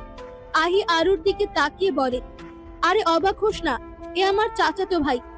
আহির কথা শুনে আরু অবাক হয়ে যায়। তারা চাচাতো ভাই বোন, তার জন্য এভাবে কথা বলছিল একে অপরের সাথে। আসিফ বলে ওঠে, কিছু মনে করো না, যে ব্যাপারে কথা বলার জন্য তোমাকে ডেকেছিলাম। তোমার লেখা গল্প আমি ছাপাতে শুরু করছি আজ থেকেই। কতগুলো বই ছাপাবো এই ব্যাপারে জানানোর জন্য তোমায় ডেকেছি। আর 2 মাস পরেই তো বইমেলা শুরু। আমি কি বলবো বলেন? আমি তো এর আগে বই ছাপাতে দেইনি। এটাই আমার প্রথম গল্প যেটা বই আকারে ছাপা হবে, তাই এ সম্পর্কে আমার কোনো ধারণাই নেই। তুমি তো বই ছাপাও, তোমার তো একটা আইডিয়া আছে কতগুলো বই ছাপানো লাগবে? আমি মনে করি কমপক্ষে 1 লাখ বই ছাপানো লাগবে, কারণ আরশি আহমেদের লেখা গল্প প্রথম বই আকারে আসছে। আর পাবলিক কি বসে থাকবে? আসিফ ভাইয়ের কথা শুনে আরুর মাথা ঘুরছে। 1 লক্ষ বই ছাপানো লাগবে। এতগুলো বই ছাপাতে তো অনেক খরচ। তা তো হবেই। বই আকারে বের করলে বইয়ের মোট পেজ থাকবে 235টি। বইয়ের দাম 230 টাকা করে বিক্রি করতে হবে। তার মধ্যে 35% আমাকে দিবা। এই বইগুলো গোটা বাংলাদেশে বইমেলাতে বিক্রি করা হবে। আমাদের লোক প্রতিটি জেলায় এই গল্পের বই সেল করবে। তুমি জাস্ট আমাদের এখানে বইমেলায় বিকেলে গিয়ে একটু করে ঘুরে আসবে। তুমি রাজি তো? আসিফ ভাইয়ার কথায় রাজি হয়ে যায়। এরপর থেকে আহিদের বাসার উদ্দেশ্যে রওনা দিলাম। আরু, আহি আর আসিফ ভাইয়া। আরও আমার কফি দিয়ে যা। কথাটা বলেই রুমে এসে শুয়ে পড়ল আব্রাহাম। আজ অনেক ক্লান্ত হয়ে গেছে সে। কফি খেয়ে তারপর ফ্রেশ হবে। অনেকক্ষণ হয়ে গেছে, এখনো আরু কফি আনছে না দেখে ওর অনেক রাগ উঠছে। একে দিয়ে কোনো কাজ ঠিক মতো হবে না। এবার কিছুটা জোরে বলে উঠল, আরও কফি দিয়ে যা। কখন তোকে কফি দিতে বলেছি, শুনতে পাসনি আমার কথা? বলেই ওয়াশরুমে গেল ফ্রেশ হতে। আরুর অপেক্ষায় থাকলে আর ফ্রেশ হওয়া লাগবে না। ফ্রেশ হয়ে এসে দেখে যে এখনো কফি আনেনি। এটা দেখে ওর অনেক রাগ উঠে গেছে। যেই না রুম থেকে বের হতে যাবে, দেখে মা আসছে কফির মগ নিয়ে। তাই বাইরে না গিয়ে বিছানায় বসলো। মা ওর হাতে কফি দিতেই বলে উঠল, মহারানী কোথায়? ও কখন ওকে কি কফি দিতে বলেছি এখনো দেইনি। ওর অনেক দেমাগ হয়ে গেছে না? আরু বাড়িতে নেই। কি বললে? আরু বাড়িতে নেই? কোথায় গেছে ও? আরু আহিদের বাসায় আছে। কখন গেছে ও? বিকালে। বিকালে গেছে? এখন রাত 8টা বাজে। মহারানীর এখনো বাসায় আসার সময় হয়নি, কখন আসবে? আজ আসবে না, 2 দিন থাকবে। আহি আসছিল আরুকে নিতে। মেয়েটা কোথাও যেতে পারে না, তাই থাকুক না 2 দিন, তাতে ওরও মাইন্ড ফ্রেশ হবে। সামনে পরীক্ষা, আরও এখন বেড়ানো লাগাইছে। পরীক্ষা তো কি হয়েছে? কি হয়েছে মানে? পড়াশোনা বাদ দিয়ে ও এখন বেড়াবে? আমার আরু অত গাধা স্টুডেন্ট না যে রাত দিন 24 ঘন্টাই তাকে পড়তে হবে। হ্যাঁ, তোমার আরও কত ব্রিলিয়েন্ট স্টুডেন্ট তা আমার জানা আছে। আব্রাহামের মা আর কথা না বাড়িয়ে চলে গেলেন। লাইভে আজ প্রথমবার ফেমাস রাইটার আরুশি আহমেদ। ইতিমধ্যে 50,000 মানুষ লাইভ দেখছে। আজ প্রথমবার ফেমাস রাইটার আরুশির কণ্ঠ শুনতে হাজার হাজার মানুষ জড়ো হচ্ছে লাইভে। লাইভে একটা গান গাইছেন ফেমাস রাইটার আরুশি। হাজার হাজার মানুষ কমেন্ট করছে। সবাই অনেক প্রশংসা করছে তার গান শুনে। অন্ধকার রুমে বসে লাইভ করছেন আরুশি। তাকে দেখার জন্য ব্যাকুল হয়ে আছে তার ফলোয়াররা। বারবার তাকে অনুরোধ করছে। তখন তিনি জানান এবার বইমেলায় তার বই আসছে আর তিনি এবার বইমেলায় যাবেন। এই কথা শুনে সবার মনে একটা খুশির ঝলকানি দেখা যায়। লাইভ থেকে বের হয়ে যায় আরুশি, ওরফে আমাদের নায়িকা আরু। বা দোস্ত, তুই আজ ফাটিয়ে দিয়েছিস। আমি ভাবতেও পারিনি তুই এত ভালো গান গাইতে পারিস। সত্যি বলছিস? দোস্ত, আমি তো ফিদা হয়ে গেছি। বইমেলার দিন কি আমি যেতে পারবো? কেন পারবি না? আব্রাহাম ভাইয়া আমাকে কলেজে যাওয়া ছাড়া বাড়ি থেকে বের হতে দেয় না। তোর আব্রাহাম ভাইকে আমার মাঝে মাঝে মারতে ইচ্ছে করে। কেন? তুই যেখানে খুশি যা, তাতে আব্রাহামের কি? ওই তো আর তোকে কোথাও নিয়ে যায় না, আবার একাই যেতেও দেয় না। দেখিস, এখন ভাব দেখাচ্ছে, পরে তোর ভাই বউয়ের কাছে পাত্তাই পাবে না। আহির কথা শুনে মনে পড়ে গেল সেদিন রাতে আব্রাহাম ভাইয়ার বলা কথাটা। আহির দিকে তাকিয়ে বলল, পাত্তা পাবে না কেন? তার তো প্রেমিকা আছে। কি বললি? তোর ওই খারুশ ভাইয়ের প্রেমিকা আছে? তোকে কে বললো? মেছো মামির ভাইয়ের মেয়ের সাথে আব্রাহাম ভাইয়ার বিয়ের কথা তুলতেই তিনি জানান তার ভালোবাসার মানুষ আছে, তাকে ছাড়ার কাউকে বিয়ে করবে না। গল্প করতে করতে ওরা দুজন ঘুমিয়ে যায়। এদিকে একজনের ঘুম হারাম হয়ে গেছে। সে ভাবতে পারেনি তার প্রিয় মানুষের কণ্ঠস্বর এত সুন্দর। সে তার জান পাখিকে দেখতে পাবে। একবার শুধু তোমাকে পাই আমার খাঁচায় বন্দি করে রাখবো। অনেক জ্বালিয়েছ আমায়। তোমার জন্য কত যে রাত আমার নির্ঘুম পার করতে হয়েছে সেটা আমিই শুধু জানি। এই উঠতো, আহি আর কত ঘুমাবি বলতো? আর একটু জান। আরেকটু করে 1 ঘন্টা হয়ে গেল, তাও তোর ওঠার সময় হচ্ছে না। উঠছি। থুর, ঘুমোতে দিবি না বুঝতে পারছি আমি। উঠ, কখন থেকে ডাকছি, 12টা বাজে, আর কত ঘুমাবি? আরুর কথা শুনে আহি ফ্রেশ হয়ে আরু আর আহি নিচে যায়। হঠাৎ ফোনের দিকে তাকিয়ে দেখে বড় মামার কল। কল রিসিভ করতেই ওপাশ থেকে বলে ওঠে, আরু কি করছিস মা? আমি বসে আছি মামা। তুই তাড়াতাড়ি বাসায় আয় তো মা। কেন, কিছু হয়েছে বাড়িতে? না রে, কিছু হয়নি। তুই বিকেলে চলে আসিস। ওকে। আচ্ছা, সাবধানে আসিস। কি হয়েছে রে? কে কল দিয়েছে? বড় মামা কল দিয়েছিল। কি বললো কল দিয়ে? আমাকে বিকেলে বাড়িতে যেতে বলল। কাল আসলি আর আজকে তো তোকে যেতে দিয়েছি না। আমাকে তো যেতেই হবে রে। বাড়িতে এসে যে ভয়ঙ্কর কিছুর মুখোমুখি হতে হবে ভাবতে পারেনি আরু। যে মেজো মামি তার ভাইয়ের ছেলের সাথে কথা বলার জন্য ওর গায়ে হাত তুললো, সেই তার ভাতিজা রাফির সাথে আরুর বিয়ে ঠিক করেছে, তাও ওর মতামত ছাড়া। আহির বাড়ি থেকে এ বাড়িতে ঢুকতেই ও অবাক। বাড়িতে অনেক মানুষ, বেশিরভাগ মানুষ ওর অপরিচিত। আমাকে বসার ঘরে দাঁড়িয়ে থাকতে দেখে মেজো মামি আমার হাত ধরে সামনে নিয়ে গিয়ে বলে, এ তো আমার আরো এসে গেছে। মেজো মামির কথা শুনে আরো অবাক। তিনি আবারও বলে উঠলেন, এ আমাদের রাফির হবু বউ। মেজো মামির কথা শুনে ওর মাথা ঘুরছে। কে বলে এসব? চারিদিকে এত মানুষের ভিড়ে শুধু বড় মামা মামিকে খুঁজছে আরু, তাদের কাউকে দেখতে পাচ্ছে না।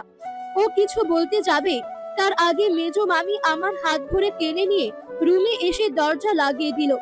আমি বলে উঠলাম, তুমি বাইরে কি সব বলছিলে? তুমি বাইরে কি সব বলেছিলে? কি সব বলছিলাম? তুমি বললে কেন আমাকে দেখিয়ে এটা রাফির হবু বউ? যা সত্যি তাই বললাম। তোর সাথে রাফির বিয়ে আজ রাতে। কি বলছো তুমি? আমি এই বিয়ে করব না। মেজো মামি ওর গাল চেপে ধরে বলে উঠলেন, মায়ের মতো যদি তুই এবার কিছু করিস তো তোকে জানি মেরে দিব। ভালোই ভালোই আমার কথা শুনে এই বিয়েটা করে নি। বলি রুম থেকে বের হয়ে বাইরে থেকে দরজা লাগিয়ে দিল। আমি বিয়ে করব না মামি, তোমার পা ধরি, আমি এই বিয়ে করব না। বলি দরজা ধরে বসে পড়লো আরু। ওর চোখ দিয়ে টপ টপ করে পানি গড়িয়ে পড়ছে। ওর চোখের সামনে আব্রাহাম ভাইয়ের চেহারা ভাসছে। আমার বুকের ভেতর যন্ত্রণা হচ্ছে। আমি তাকে সত্যি সত্যি হারিয়ে ফেলবো। আল্লাহ তুমি রহম করো, রহম করো তোমার এই এতিম বান্দার উপর। বড় মামি তুমি কোথায়? আমাকে বাঁচাও, বাঁচাও আমায়। বিয়ে পড়ানোর 1 মিনিট আগে কেউ চিৎকার করে বলে ওঠে, এই বিয়ে হবে না। সবাই সামনে তাকিয়ে দেখে আব্রাহাম বাড়ির ভেতরে ঢুকে সামনে এগিয়ে আস্তে আস্তে কথাটা বলে।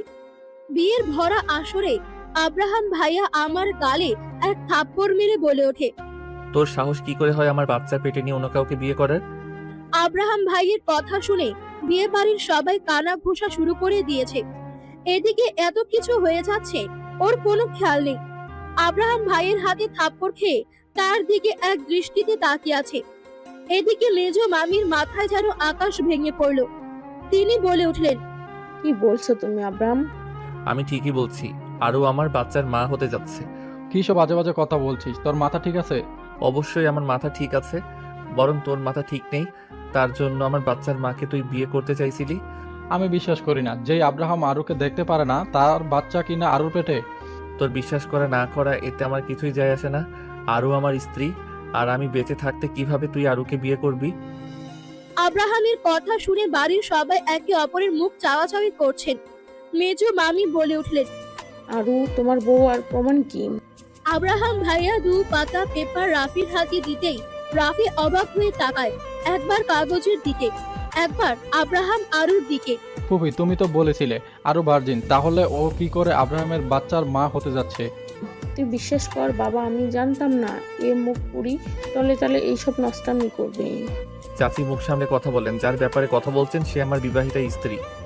আব্রাহামের হুঙ্কারে সবাই চমকে উঠে। শান্ত স্বভাবের ছেলেটা হঠাৎ এমন রেগে যাওয়ায় সবাই চমকে উঠে। আরুর কেমন মাথা ঘুরছে, ও সব ঝাপসা দেখছে। এমন করতে করতে মাথা ঘুরে পড়ে গেল আরু। আরুকে এভাবে পড়ে যেতে আব্রাহাম সহ বাড়ির সবাই অবাক হয়ে তাকিয়ে আছে।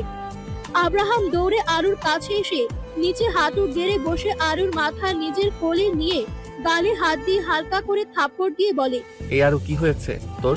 টাকা আমার দিকে। এই আমি এসে গেছি। ঢং দেখে জান বাঁচে না। সবাই যখন ওর আসল সত্যটা জেনে গেছে তখন ঢং করে শুরু করেছে। আব্রাহাম মায়ের উদ্দেশ্যে বলে, তুই তো মেডিকেলে পড়ছিস, তুই একটু দেখ না ওকে। আমি দেখছি, তুমি টেনশন কইরো না। আমি টেনশন না করে কি করব বল, ওর এই অবস্থা। মায়া আরুর পালস চেক করে। আরুর পালস খুব আস্তে আস্তে চলছে। মায়া আরুর প্রেসার চেক করে দেখে প্রেসার অনেক কম। আর রিপোর্ট অনুযায়ী যেহেতু আরু প্রেগনেন্ট, এতে মায়া অনেক ভয় পেয়ে যায়। সে আব্রাহামের উদ্দেশ্যে বলে, ভাই, আমার খুব টেনশন হচ্ছে। আরুর অবস্থা ভালো না, ওর পালস রেট খুব আস্তে আস্তে চলছে, প্রেশারও অনেক কম। ওকে এই মুহূর্তে হসপিটালে নিয়ে যেতে হবে, না তো যে কোনো সময় যে কিছু হতে পারে। মায়ার কথা শুনে আব্রাহামের দুনিয়া থমকে গেছে। ওর কানে বাজছে আরুর অবস্থা ভালো না, ওকে হসপিটালে নিয়ে যেতে হবে, না তো যে কোনো সময় যে কোনো কিছু হয়ে যেতে পারে। ও তাড়াতাড়ি করে আরুকে কোলে তুলে বাইরে ছুটে যায়। বাড়ির সবাই একে অপরের সাথে আলাপ করে। কি দিন এলো রে, বিবাহিত আর এক বাচ্চার মাকে নিয়ে টানাটানি করে। জানিস না এর মাও বিয়ের দিন পালিয়ে গেছিল, আর মেয়ে তো একা একা বিয়ে করে নিয়েছে। আরুর নামে সিমির ভাগের সব সম্পত্তি আছে, আর মিমি তো আরুকে পছন্দ করে না, ওই সম্পত্তির জন্য ওর ভাইয়ের ছেলের সাথে জোর করে বিয়ে দিয়েছিল। আমারও তাই মনে হচ্ছে। এদিকে আরুর মেজ মামির টেনশনে মাথা ফেটে যাওয়ার উপক্রম। তিনি এত সুন্দর প্ল্যান করলেন, আব্রাহাম সব ভেস্তে দিল। আরে বজ্জাত আরু, দেখতে ভোলাবালা আর পেটে পেটে শয়তানি। সে যে বিয়ে করে নিয়েছে সেটা তিনি ঘুণ অক্ষরেও টের পাননি। তিনি রাগে চোটে রুমের জিনিসপত্র ভাঙচুর করছে। তার অতগুলো টাকা হাতছাড়া হয়ে গেল। এখন তার আরুকে খুন করতে ইচ্ছে করছে। তিনি প্ল্যান করে রাফির সাথে আরুর বিয়ের কথা তুলেন আরুর বড় মামা মামির কাছে। তিনি সকালবেলা আরুর বড় মামা মামির কাছে এসে বলে, আমার কিছু কথা ছিল আপনাদের সাথে। আরুর বড় মামা মামি একে অপরের মুখ চাওয়াচাওয়ি করে বলে উঠলেন, বলো, কি বলবা? আমার ভাতিজা রাফি আরুকে পছন্দ করেন। তোমার ভাতিজা রাফি আরুকে পছন্দ করে? পছন্দ করেন আর আরুকে বিয়ে করতে চান। আরুকে রাফি বিয়ে করতে চায়। কথাটা শুনে আরিয়া বেগম চমকে উঠলেন। তার চোখের সামনে 20 বছর আগের ঘটনা ভেসে ওঠে। এমন একদিন 20 বছর আগে মিমি এসে তার ভাইয়ের সাথে সিমির বিয়ের কথাটা বলেছিল। আরিফ হোসেনের মুখটা থমথমে হয়ে যায়। 20 বছর আগে যে ভুল তিনি করেছিলেন তা এখনো তাকে কুরে কুরে খায়। আরুর দিকে তাকাতেই তার বুকের ভেতর এক যন্ত্রণা অনুভব করে। তিনি বলে উঠলেন, আমি এই ব্যাপারে কিছু বলতে পারছি না। আর আরুর এখনো বয়স হয়নি, সে এখনো একটা বাচ্চা মেয়ে। এখন তার বিয়ে দেওয়া ঠিক হবে না। আর এখানে আরুরও একটা মত আছে। আমি তো এক্ষুনি বিয়ে দিতে বলছি না, এক্ষুনি কাবিন করে রেখে পরে আরুর সঠিক বয়স হলে অনুষ্ঠান করে বিয়ে হবে। মিমির কথা শুনে আরিয়া বেগম বলে উঠলেন, আরুর এখন কোনো বিয়ে দিব না, ও অনেক ছোট, আর তোমার ভাইয়ের ছেলের সাথে তো আরই না। কেন, আমার ভাতিজা কোন অংশে কম যে আরুর সাথে তুমি বিয়ে দিবে না? আমি আর আরিফ এখন বর্তমান আরুর গার্জেন, তাই আরুর কবে কখন বিয়ে দিব সেটা আমাদের ব্যাপার। আমিও দেখেছি তুমি কি করে রাফির সাথে আরুর বিয়ে আটকাও। কথাটা বলে তিনি তার রুম থেকে চলে আসেন। এদিকে আরিফ আর আরিয়া ভাবছেন, মিমি যেহেতু একবার বলেছে আরুর সাথে রাফির বিয়ে দিতে যা কিছু করতে পারে। আরিফ হোসেন বলে ওঠে, আব্রাহামকে জানানো উচিত। তুমি একদম ঠিক বলেছো। দুপুরে আরিফ হোসেন আর আরিয়া বেগমের খাবারে অতিরিক্ত ঘুমের ওষুধ মিশিয়ে দিয়েছে মিমি। তার জন্য বাড়িতে এত কিছু হয়ে যাচ্ছে তাও তারা টের পাচ্ছেন না। হসপিটালে আরুকে অ্যাডমিট করার পর ডাক্তাররা আরুকে ভালো করে চেক আপ করে জানান, আপনার অনেক দেরি করে ফেলেছেন। ডাক্তারের কথা শুনে আব্রাহামের পুরো পৃথিবী থমকে গেছে। তার বুকের ভেতর যন্ত্রণা হচ্ছে, সে নিঃশ্বাস নিতে পারছে না, খুব কষ্ট হচ্ছে তার। পেশেন্টের অবস্থা ভালো না, আপনারা রিসেপশনে গিয়ে বাকি ফর্মালিটিস পূরণ করুন। পেশেন্টের হার্টে একটা রিং পরানো লাগবে। কি বলছেন? অনেকদিন যাবত তার এই প্রবলেম, আর আপনারা কি করে এমন একটা সময় তাকে মেন্টালি এত প্রেশার দিতে পারেন? আমার আরো ঠিক হয়ে যাবে তো? যে কোনো সময় যে কোনো কিছু হতে পারে। আপনারা আল্লাহকে ডাকেন, এই মুহূর্তে তিনি একমাত্র রক্ষাকারী। আইসিইউ এর সামনে দাঁড়িয়ে ভেতরের দৃশ্য দেখে আব্রাহাম থরথর করে কাঁপছে। ভেতরে 5 জন ডাক্তার ছোটাছুটি করছে। আরুর হার্টে রিং পরানো হয়েছে, কিন্তু তার শরীর অতিরিক্ত মাত্রায় দুর্বল থাকায় তার অবস্থা উন্নতির দিকে যাওয়া বাদ দিয়ে অবনতির দিকে যাচ্ছে। মুখে অক্সিজেন মাস্ক লাগানো আছে। বাইরে থেকে এমন দৃশ্য দেখে আব্রাহামের চোখ দিয়ে টপাটপ করে পানি গড়িয়ে পড়ছে। সে আরুর এই অবস্থা দেখতে পারছে না। তার ছোট্ট জানটার সাথে এত কেন খারাপ হয়? মানুষ বলে আল্লাহ যা করে ভালোর জন্য করে, তাহলে তার ছোট্ট জানটার সাথে কি এমন ভালোর জন্য এমন মৃত্যুর সাথে যন্ত্রণা সহ্য করতে হচ্ছে? সে নিজের চোখে তার ভালোবাসার মানুষটির এমন অবস্থা দেখে সে কিছুই ঠিক করতে পারছে না। পাখির কিচিরমিচির শব্দ ঘুম ভাঙে আরুর। চোখ হালকা খুলে মিটমিট করে তাকায় চারিদিকে। অচেনা জায়গায় নিজেকে দেখে অনেকটা অবাক হয়ে যায়। ভালো করে চারিদিকে তাকিয়ে বুঝতে পারে এটা হসপিটাল। তার মাথায় চট করে আসে, সে কেন হসপিটালে। তারপর এক এক করে তার সবকিছু মনে পড়ে। সে সাথে অস্থির হয়ে উঠেছে। তাকে বাঁচাতে মিথ্যে কথা বলেছিল আব্রাহাম ভাইয়া। তাকে কে হসপিটালে নিয়ে এসেছে? তার বড় মানিক কই? তাকে কেন দেখতে পাচ্ছে না? কি হয়েছে রে তোর? এমন করছিস কেন? তোর বুকে কি ব্যথা হচ্ছে? আমি ডাক্তার ডাকবো কি? হঠাৎ কারো কণ্ঠস্বর শুনে সামনে তাকিয়ে দেখে আব্রাহাম ভাইয়া। ওর দিকে তাকিয়ে কেমন অস্থির হয়ে জিজ্ঞেস করছে কথাগুলো। তার দিকে এক দৃষ্টিতে তাকিয়ে আছে ও। কতদিন পর মানুষটাকে এভাবে আমার জন্য অস্থির হতে দেখলো। কি হলো? কথা বলছিস না কেন? কোথায় কষ্ট হচ্ছে তোর? আমাকে বল। তার কথা শুনে বুকের ভেতর অজানা সুখ সুখ অনুভূতি হচ্ছে ওর। কিন্তু তার পরে মনে পড়ে গেল সে অন্য কাউকে ভালোবাসে। যার কাছে যার মানসিক শান্তি মিলে না, তার কাছে তার ঠাঁই মিলে না। আরো বলে ওঠে, আমার কোনো সমস্যা হচ্ছে না বড় মামি। মামা কোথায়? মা বাবা রাস্তায় আছে, আসছে। এদিকে আব্রাহাম অনুশোচনায় ভুগছে। কতগুলো ভুল সে করেছে, তার জন্য নিষ্পাপ মেয়েটা এতটা কষ্ট ভোগ করেছে। সেদিন সন্ধ্যায় আরুকে হসপিটাল থেকে বাসায় নিয়ে আসা হয়। আরুর এই খবর শুনে আহি তো পাগল প্রায়। সে প্রতিদিন হসপিটালে গিয়ে আরুকে দেখে আসতো। আজ বাসায় নিয়ে আসছে, তার জন্য সে এ বাড়িতে আসছে। আসিফ, আহি আর আহির আম্মু আরুকে দেখতে এসেছে। আসিফ এক দৃষ্টিতে তাকিয়ে আছে আরুর মায়াবী মুখের দিকে। আর আহি, সে তো রাগে ফুঁসছে। এদিকে আব্রাহাম একবার আসিফ তো আরেকবার আরুর দিকে তাকায়। আরু আহির সাথে কথা বলছে আর আসিফ আরুকে দেখছে। এসব দেখে আব্রাহামের মাথা গরম হয়ে যায়। তার পছন্দের মানুষটার দিকে কেউ প্রেম প্রেম নজরে তাকালে তার কি মাথা ঠিক থাকে? হঠাৎ করে আব্রাহাম বলে ওঠে, তা ফেমাস রাইটার আরুশি আহমেদ ওরফে আরু, আপনার কি ওষুধ খাওয়ার টাইম হয়নি? আব্রাহামের কথা শুনে আরুর বুক ধুকপুক করতে থাকে। সে ভাবছে আব্রাহাম কিভাবে জানলেন ও সেই আরুষি রাতে। আরু, তোর কাছে একটা জিনিস চাই আমি। কি চাই আপনার আমার থেকে? আমার জানা মতো তো কিছু দেওয়ার মতো নেই। কে বললো নেই কিছু দেওয়ার মতো? কি কি আছে আমার? আমার তুমিটাকে চাই। আমার বুকের ভিতর লুকিয়ে রাখতে চাই তোকে, যাতে কেউ তোকে আমার থেকে আলাদা করতে না পারে। আব্রাহাম ভাইয়ের কথা শুনে আমি অবাক হয়ে তাকিয়ে রইলাম। সে এগুলো কি বলছেন? তার কথা শুনে আমার বুকের ভেতর ধক ধক করে উঠল। খুশিতে আমার মনের পাখিটা আকাশে উড়তে থাকে। কিন্তু হঠাৎ আব্রাহাম ভাইয়া তো অন্য কাউকে ভালোবাসার কথাটা মনে আসতেই আমি কাঁপা কাঁপা গলায় বললাম, কি হয়েছে আপনার? কি সব বলছেন? আমি ঠিকই বলছি। আপনার তো জিএফ আছে। তুই আমার জিএফ পেলি কোথায়? কেন সেদিন তো বললেন। আরে বোকা, সেদিন কবে? সেদিন রাতে খাবার টেবিলে বসে বললেন না আপনার পছন্দের মানুষ আছে। বলেছি তো। তাহলে আমাকে কি বলছেন এগুলো? যা সত্যি তাই বললাম। কিসের সত্যি? আমাকে বলছেন কেন? আপনার পছন্দের মানুষকে বলেন গিয়ে। আমি তো আমার পছন্দের মানুষকে বললাম। কই, আপনার পছন্দের মানুষকে বললেন? আপনি তো আমাকে বললেন। তোকে গাধা কি আর এমনি এমনি বলি? আব্রাহামের কথা শুনে আরো অনেক রেগে যায়। কখন থেকে আব্রাহাম তাকে গাধা বলছে। তার ইচ্ছে করছে এক ঘুষি মেরে আব্রাহামের নাক ফাটিয়ে দিতে, কিন্তু আফসোস সেটা সে কখনো করতে পারবে না। কেটে গেছে 2 মাস। এখন ফেব্রুয়ারি মাস চলছে।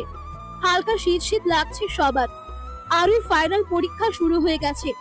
কাল বইমেলা, 21শে ফেব্রুয়ারি। আরু কাল বইমেলাতে যাবে। এই 2 মাসে অনেক পরিবর্তন এসেছে আব্রাহামের মধ্যে। সে আর আরুর সাথে খারাপ ব্যবহার করে না, আরুর সাথে মেশার চেষ্টা করে, আরুকে অনেক কেয়ার করে। কিন্তু এই কেয়ার করা দেখে আরুর ভেতরটা জ্বলে যায়। তার প্রতি আব্রাহামের এত কেয়ার করা দেখে মনে পড়ে এই মানুষটাকে এত চেয়ে পেলাম না, আর অন্যদিকে কেউ না চেয়েও পেয়ে যাবে। এত এত কেয়ার ওই মেয়েটা পাবে। তার শখের পুরুষের শরীরে অন্য কারো শরীর মিশে থাকবে। তার ভালোবাসার মানুষটার পাশে অন্য কেউ থাকবে। সে কি করে সহ্য করবে এসব? কাল রাতে ছাদে আব্রাহামের কথা শুনে আরুর কেমন যেন লাগছে। রাত 11টা বেজে 12 মিনিট। আরিফ হোসেন কেমন হাঁসফাঁস করছেন। তিনি আব্রাহাম আর আরুকে ডেকে পাঠান তার রুমে। আরু আর আব্রাহাম আসতেই আরিফ হোসেন আরুর হাতটা নিজের হাতের মুঠোয় নিয়ে বলে, পারলে আমাকে ক্ষমা করে দিস রে মা। কোথাও না কোথাও আমি দায়ী তোর এই অবস্থার জন্য। এসব কি বলছেন মামা? আমার কলিজার টুকরা বোনটি তার বড় ভাই এর উপর আকাশ সমান কষ্ট আর অভিমান নিয়ে আমাকে কথাটা বলেছিল। হারিয়ে গেলে খুঁজবে না তো? আরু অবাক হয়। আমি তার কথাটা আমলে নেইনি। তখন যদি বুঝতাম আমার বোন আর আমার কাছে ফিরবে না, আমার জীবন থেকে এতটা দূরে সরে যাবে, আমি ভাবতেই পারিনি। আগে যদি ভাবতাম তাহলে তোর মা আমার উপর অভিমান নিয়ে চলে যেত না। আমি ভাই হতে পারত, আমি ভাই হতে ব্যর্থ। কথাটা বলেই তিনি কেঁদে ফেললেন। তার ভুলের জন্য তার ছোট বোন তার থেকে আলাদা হয়ে গেল। তিনি যদি ঠান্ডা মাথায় ভাবতেন, সে ছেলেটির সাথে কথা বলতেন, তার বোনের ভালোবাসাটা মেনে নিতেন, তাহলে তো এত কিছু হতো না। তিনি নিজেই ভালোবেসে বিয়ে করেছিলেন, তাহলে তার বোনের বেলায় এমন করলেন কেন? এক সময় কান্না থামিয়ে বলল, তোর কি আমার উপর ভরসা আছে? এতটুকু বিশ্বাস রাখ, আমি যা করব তোদের ভালোর জন্য। কথাটা বলে আব্রাহাম আর আরুর দিকে তাকিয়ে থাকেন। আরু একটু নড়ে চড়ে বসে বলল, আমি জানি তোমরা যা করবে আমার ভালোর জন্য। আমি চাই তোকে আব্রাহামের বউ করতে। কথাটা শুনে আরুর মাথা ঘুরছে। বড় মামা এসব কি বলছেন? আব্রাহাম ভাইয়ের সাথে বিয়ে, তাও আবার আরুর? এটা কিভাবে সম্ভব? আব্রাহাম ভাইয়ের দিকে তাকাতেই দেখে তিনি ওর দিকে তাকিয়ে আছেন। ও তাকাতেই চোখাচোখি হয়ে গেল। আব্রাহাম, তোমার কি কোনো আপত্তি আছে আরুকে বিয়ে করতে? না, আমার কোনো আপত্তি নেই আরুকে বিয়ে করতে। আব্রাহাম ভাইয়ের কথা শুনে আরু চমকে ওঠে। আব্রাহাম ভাইয়া ওকে বিয়ে করতে রাজি। ও কি স্বপ্ন দেখছে? এতক্ষণ বড় মামি ওদের কথা শুনছিলেন। এবার বড় মামি বললেন, আরু তোর কি কোনো আপত্তি আছে? থাকলে বল, কেউ কিচ্ছু বলবে না তোকে। আমার কোনো আপত্তি নেই। তোমরা যখন আমার ভালোর জন্য বিয়ে দিতে চাচ্ছ, এটা আমার কোনো আপত্তি নেই। আরুর কথা শুনে আব্রাহাম বলে ওঠে। বিয়ে আজ এক্ষুনি হবে। কথাটা শুনে আরো চমকে যায়। এখন বিয়ে, তাও এত রাতে? আব্রাহাম ভাই কি পাগল? আরিফ হোসেন বলেন, এত রাতে বিয়ে করবা? কাজে কোথায় ভাবা? আরিফ হোসেন কথা শুনে আব্রাহাম মুচকি হেসে বলল। সব ঠিক করে রাখা আছে, তুমি শুধু পারমিশন দাও। আব্রাহামের মা আব্রাহামকে বলে, ওকে, তুই কাজে নিয়ে আয়। কথাটা শেষ হওয়ার আগেই কাজী আর নীরব, আফিফ এরা রুমে প্রবেশ করে। এটা তো আব্রাহাম ভাইয়ের বন্ধু। এদের দেখে আরো চমকে যায়। মনে হচ্ছে ও স্বপ্ন দেখছে। কি এভাবে কি দেখছিস? আপনাকে আমাকে দেখার কি আছে? আপনি কেন আমাকে বিয়ে করলেন? আমার ইচ্ছা তাই বিয়ে করেছি। কিন্তু আপনি তো অন্য কাউকে ভালোবাসেন, তাহলে আমাকে কেন বিয়ে করলেন? আমার প্রতি দয়া দেখিয়ে আমাকে বিয়ে করলেন? আব্রাহামের মেজাজ খারাপ হয়ে গেল এই মেয়েটার ফালতু কথা শুনে। এই মেয়েকে কিভাবে বোঝাবো আমি তাকে কতটা চাই? ভুল তো আমারই, আর আমাকে শুধরাতে হবে। আরো সামনে গিয়ে তাকে বলল, শুনেছি বিয়ের রাতে বউ ঘোমটা দিয়ে বসে থাকে আর বর এলে তাকে সালাম দেয়, আর তুই? তাই আরো তো তাকে সালাম দেয়নি, তাড়াতাড়ি করে সালাম দিল। আসসালামু আলাইকুম। ওয়ালাইকুম আসসালাম। বলেন না আপনি কেন আপনার পছন্দের মানুষকে বিয়ে না করে আমাকে বিয়ে করলেন? কে বললো আমি আমার পছন্দের মানুষকে বিয়ে করিনি? হ্যাঁ, তার মানে আপনি এর আগেও বিয়ে করেছেন, তাহলে আমার জীবনটা কেন নষ্ট করলেন? আমি আমার ভালোবাসার মানুষকে বিয়ে করেছি, আর আমার সে ভালোবাসার মানুষটা হচ্ছে তুমি। আমি অবাক হয়ে তাকিয়ে রইল ওনার দিকে। কি বললেন তিনি? আরো তার পছন্দের মানুষ, তার ভালোবাসার মানুষটি সত্যি বলছে নাকি মিথ্যা? সত্যি বলছেন নাকি মজা করছেন? তোর কি মনে হয় আমি মিথ্যা কথা বলছি? আরো এক দৃষ্টিতে তাকিয়ে আছে ওনার দিকে। মানুষটা এত সুন্দর কেন? কালো রঙের শার্ট আর ছাই কালারের ট্রাউজার পরে আছে। মানুষটা যাই পরে তাকে তাকেই সুন্দর লাগে। ওর দেখা পৃথিবীতে সবচেয়ে সুদর্শন পুরুষ তা হলো আব্রাহাম ভাইয়া।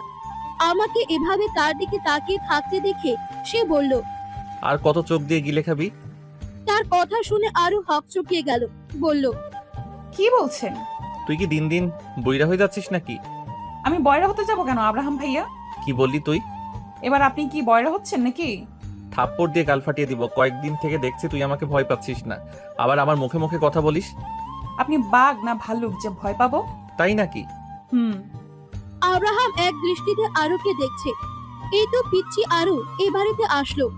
আসার কিছুদিন পর ওর স্কুল ড্রেসে এসে সর্দি মুছে, তারপর থেকে তাকে দেখলেই ওর মেজাজ গরম হতো। খেতে বসে আগে আম্মু আমাকে খাইয়ে দিত, আরু আসার পর থেকে তাকে খাইয়ে দিত। আরুকে দেখলে কেমন যেন একটা বিরক্তি ভর করত। সময়ের সাথে সাথে তা কেটে গেল। ছোট্ট আরু বড় হতে থাকলো। আরুকে দেখে তার নিজেকে কেমন যেন একটা অনুভূতি হয়। আর আরু যে নজর কাড়া সুন্দরী তাকে দেখলে যে কোনো পুরুষের রাতের ঘুম নষ্ট হয়ে যাবে। রাফির নজর আরুর উপর পড়তেই আব্রাহাম তা বুঝতে পারে। সে তার জন্য আরুকে শপিং মলে নিয়ে যেতে রাজি হয়নি। একটা ছেলে হয়ে আরেকটা ছেলের চোখের ভাষা খুব ভালো করে বুঝতে পারে, তেমন আব্রাহামও বুঝতে পেরেছিল রাফির নজর ঠিক না। তাই আরুকে নুসরাতের এঙ্গেজমেন্ট পার্টিতে যেতে নিষেধ করেছিল। কিন্তু সে আব্রাহামের কথা না শুনে বরং আরো সেজে পার্টিতে যায়। সব ছেলের নজর আরুর উপর। আব্রাহামের মাথা গরম হয়ে যায় এসব দেখে। তার মধ্যে কয়েকজন ছেলের কথা শুনে আব্রাহামের মাথা আরো গরম হয়ে যায়। কয়েকজন ছেলে নিজেদের মধ্যে বলাবলি করছে। দেখ ভাই, সামনে একটা ডানাগাড়ো পরি। ভাই, ফিগারটা অনেক জোস। ঠোঁট দুটো দেখলেই নেশা হয়ে যাচ্ছে। এরকম কথা শুনে আর নিজেরা কন্ট্রোল করতে না পেরে আরুকে এসে মারে। আর বৃষ্টির সময় জানালা দিয়ে হাত বের করে গান গাইছিল আরু। আর পাশের বিল্ডিং এর একটা ছেলে আরুকে দেখছিল। আরু যখন গান গাইছিল তখন ব্যালকনি থেকে আব্রাহাম পুরো গানটা আব্রাহাম শুনে হঠাৎ খেয়াল করে সামনের বিল্ডিং এর একটা ছেলে আরুর দিকে তাকিয়ে আছে। এটা দেখে তার অনেক রাগ উঠে। সে আরুর রুমে গিয়ে আরুকে অনেক কথা শোনায়। আরু, হুম একবার শাড়ি পরবি? এখন রাত 2:30 বাজে, এখন শাড়ি পরবো? এখন। আরু শাড়ি পরে যখন আব্রাহামের সামনে আসে, আব্রাহাম মুগ্ধ চোখে দেখে আরুকে। এভাবে কি দেখছেন আপনি? তোকে দেখছি। কেন? ভালোবাসি তাই। আব্রাহামের কথা শুনে অবাক হয়ে যায় আরু।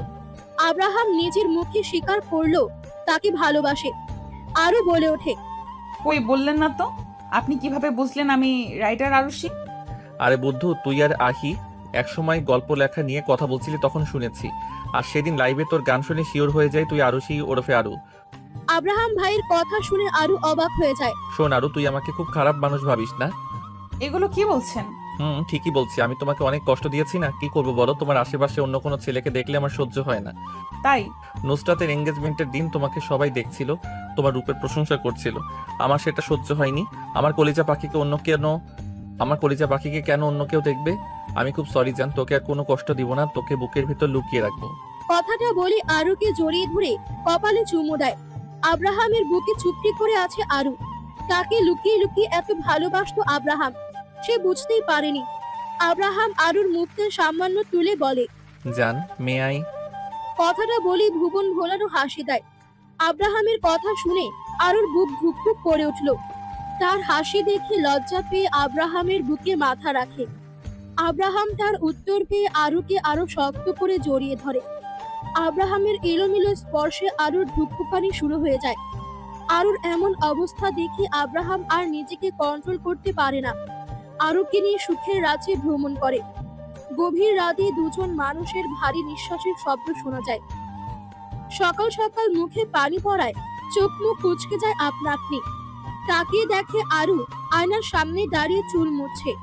ভেজা চুল থেকে পানি গড়িয়ে পড়ে জামার পেছনের দিক ভিজে গেছে। ভেজা চুলে পেছন থেকে আব্রাহামের নেশা লেগে যায়। সে বিছানা থেকে নেমে পেছন থেকে আরুকে জড়িয়ে ধরে। হঠাৎ পেছন থেকে জড়িয়ে ধরায় চমকে যায়। আয়নার দিকে তাকিয়ে দেখে আব্রাহাম পেছন থেকে জড়িয়ে ধরে আছে। ও বলল, গোসল করা বাদ দিয়ে আমাকে জড়িয়ে ধরে আছেন কেন? আমি আমার বউকে জড়িয়ে ধরে আছি, তাতে তোর কি? আমার কি মানে? মানে আমি আমার বউকে জড়িয়ে ধরে আছি, তোকে তো জড়িয়ে ধরিনি। আমাকে তো জড়িয়ে ধরে আছেন। তো কি হয়েছে আগে বল, আমাকে রেখে কেন আগে একা একা গোসল করলি? তো কি করব, আপনাকে অনেকক্ষণ ডাকছিলাম, আপনি তো উঠছিলেন না। আর আমার আজ বইমেলায় যাওয়ার কথা, তাই তাড়াতাড়ি শাওয়ার নিলাম। এত সকালে শাওয়ার নিতে ইচ্ছা করে না জান? এখন সকাল, আপনার মাথা ঠিক আছে তো? কেন, আমার মাথা কেন ঠিক থাকবে না? মাথা যদি ঠিক থাকতো তাহলে বেলা 12টাকে সকালবেলা বলতেন না। কি 12টা বেজে গেছে? জনাব। জান, তুমি আমারে রাইখে একা একা গোসল করছো, এর জন্য তোমাকে শাস্তি পেতে হবে। কি শাস্তি শুনি? তোমাকে আমার সাথে আবার শাওয়ার নিতে হবে বলেই আরুকে নিয়ে যায় ওয়াশরুমে। শাওয়ার অন করতে আরু চিৎকার শুরু করে দেয়। সে মনে করেছে আব্রাহাম তার সাথে মজা করছে, কিন্তু সত্যি সত্যি তার সাথে শাওয়ার নিতে হবে ভেবেই লজ্জায় লাল হয়ে যায় আরু। আরুকে লজ্জা পেতে দেখে আব্রাহাম আরুকে জড়িয়ে ধরে কানের কাছে মুখ লাগিয়ে ফিসফিস করে বলে, কাল রাতে এত কিছু করলাম লজ্জা ভাঙানোর জন্য, এখন দেখি আমার জানের লজ্জা এখনো যায়নি। আব্রাহামের কথা শুনে আরো লজ্জা পেয়ে আব্রাহামের বুকে মুখ লুকায়। আব্রাহাম আরুর এত লজ্জা দেখে আবারও আগের মতো আরুর কানে মুখ লাগিয়ে ফিসফিস করে বলে ওঠে, কাল যেহেতু লজ্জা ভাঙাতে পারিনি, তাহলে আজ ভাঙাই। বলেই আরুকে কাতুকুতু করতে শুরু করে। আরু আর আব্রাহাম বইমেলায় এসেছে। আরু এই প্রথম বইমেলায় এসে মুগ্ধ হয়ে দেখছে চারিদিকে শত শত মানুষ ভিড় করেছে এই বইমেলায়। কেউ কেউ তাদের পছন্দ মতো বই কিনছে, আবার কেউ তার ভালোবাসার মানুষটিকে মেলায় ঘুরতে নিয়ে আসে। আব্রাহাম আরুর হাতটা আরো শক্ত করে ধরে সামনের দিকে এগিয়ে যেতে থাকে। আরুর আজ নিজেকে খুব সুখী মানুষ মনে হচ্ছে। তার আগে ইচ্ছে হতো আব্রাহামের সাথে মেলায় ঘুরতে যেতে, আজ তা পূরণ হলো। নিজের বরাদ্দকৃত দোকানে গিয়ে দাঁড়াতেই সে চমকে যায়। তার লেখা বই কেনার জন্য লাইন দিয়ে সব দাঁড়িয়ে আছে। হঠাৎ পেছন থেকে কেউ একজন আরুর চোখ চেপে ধরে। আরু প্রথমে ভয় পেয়ে যায়, পরে বুঝতে পারে এটা আর কেউ নয়, আহি।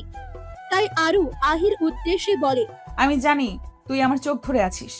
আহি চোখ ছেড়ে দিয়ে সামনে এসে বলে, এই বারবার তুই কিভাবে বুঝে যাস আমি তোর চোখ ধরি? তুই ছাড়া আর কে আছে আমার যে আমার চোখ ধরবে? তাই বুঝতে পারি তুই আমার চোখ ধরিস। কথাটা বলেই দুজন খিলখিল করে হেসে উঠল। হাসি থামিয়ে আব্রাহামের দিকে তাকিয়ে বলে ওঠে, আসসালামু আলাইকুম দুলা ভাই, কেমন আছেন? ওয়ালাইকুম আসসালাম, ভালো আছি। তুমি? আমিও ভালো আছি। এটা কিন্তু ঠিক হলো না। কি ঠিক হলো না? আমি কত প্ল্যান করে রেখেছিলাম আরুর বিয়েতে অনেক মজা করব, কিন্তু আমি কিছুই করতে পারলাম না। খুব সরি গো শালিকা আমার। আব্রাহামের কথা শুনে আরু আর আহি হাসতে লাগে। আরু কাল বিয়ের আগে আহিকে জানিয়ে দেয়। বিয়ে পড়ানোর সময় আহি ভিডিও কলেই ছিল, ও সব দেখেছিল। পুরোটা সন্ধ্যা আরু আর আব্রাহাম মেলায় ঘোরাঘুরি করে সময় কাটায়। বাড়িতে ঢুকতে মেজো মামির সাথে দেখা।